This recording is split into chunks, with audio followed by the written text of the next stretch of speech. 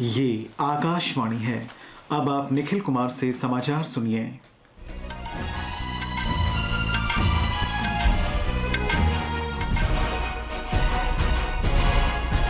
प्रधानमंत्री नरेंद्र मोदी की अध्यक्षता में वर्चुअल G20 शिखर सम्मेलन की आज बैठक होगी। G20 के शेरपा अमिताभ कांत ने मीडिया को सम्मेलन के बारे में जानकारी देते हुए कहा कि प्रधानमंत्री पिछले 2.5 महीने में दूसरी बार G20 देशों के नेताओं की मेजबानी करेंगे।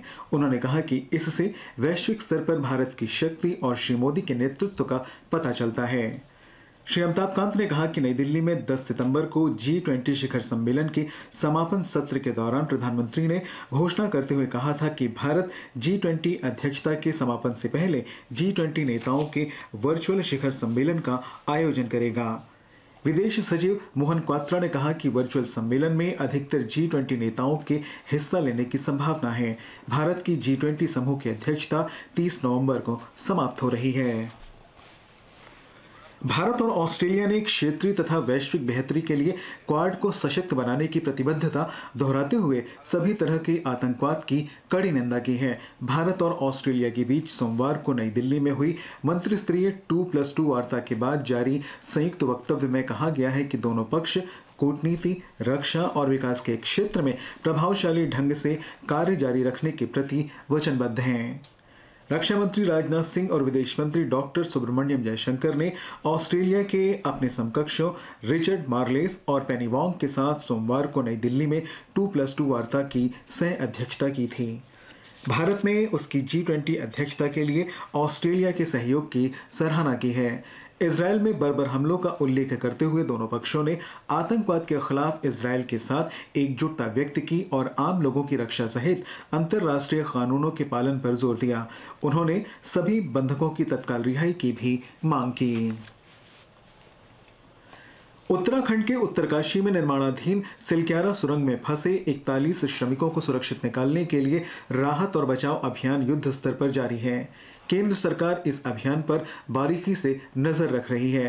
प्रधानमंत्री नरेंद्र मोदी ने आज फिर मुख्यमंत्री पुष्कर सिंह धामी से टेलीफोन पर बातचीत की।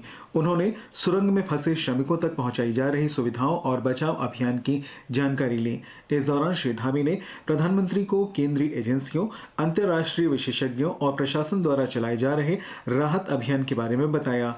प्रशासन निर्माणाधीन सुरंग में फंसे श्रमिकों के संपर्क में है और सभी लोग सुरक्षित हैं। 12 नवंबर को सिलक्यारा सुरंग में भूस्खलन होने के कारण ये 41 श्रमिक सुरंग के भीतर फंस गए थे। राजस्थान और तेलंगाना में विधानसभा चुनाव के लिए प्रचार जोरों पर है। भारतीय जनता पार्टी के वरिष्ठ नेता और प्रधानमंत्री नरेंद्र मोदी सागवाड़ा और जहाजपुर के कोटड़ी में जनसभाएं करेंगे। दूसरी ओर कांग्रेस नेता राहुल गांधी धौलपुर के राजाखेड़ा, भरतपुर के नदबई और गंगापुर सिटी में, जबकि प्रियंका गांधी चूरू और जयपुर के शाहपुरा में चुनावी रैली करेंगी। बहुजन समाज पार्टी प्रमुख मायावती, राष्ट्रीय लोकतांत्रिक पार्टी के प्रमुख हनुमान बेनीवाल, आजाद समाज पार्टी के राष्ट्रीय अध्यक्ष चंद्रशेखर आजाद और अन्य पार्टियों के शीर्ष नेता भी प्रचार में लगे हुए हैं। उधर तेलंगाना में राज्य की सभी 119 विधानसभा सीटों पर कल से घर से मतदान की प्रक्रिया शुरू हो गई। ये सुविधा 27 नवंबर तक जारी रहेगी। राज्य के 28,057 लोगों ने घर से मतदान की सुविधा का विकल्प चुना है। समूची प्रक्रिया की वीडियोग्राफी तेलंगाना में कराई जाएगी और 30 नवंबर को मतदान होगा तथा वोटों की गिनती 3 दिसंबर को कराई जाएगी। 42वां भारतीय अंतर्राष्ट्रीय व्यापार मेला नई दिल्ली के प्रगति मैदान में पूरे जोर शोर से चल रहा है। भारत और विदेश से आए करीब 3000 प्रदर्शक अपने विभिन्न उत्पादों का प्रदर्शन कर रहे हैं। हजारों लोग प्रतिदिन मेले में आ रहे हैं। 17 दिन तक चलने वाला ये मेला 27 नवंबर को समाप्त हो रहा है।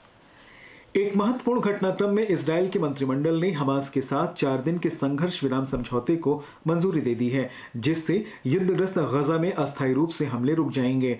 इस समझौते के तहत हमास गजा पट्टी में बंधक बनाकर रखे गए करीब 240 बंधकों में से 50 को रिहा करेगा। चीन के शेंझेन में लक्ष्य सेन, किदाम्बी श्रीकांत और प्रियांशु राजावत आज चाइना मास्टर्स बैडमिंटन टूर्नामेंट के पुरुष सिंगल्स स्पर्धाओं में भाग लेंगे। इसके साथ ही ये समाचार बुलेटिन समाप्त हुआ।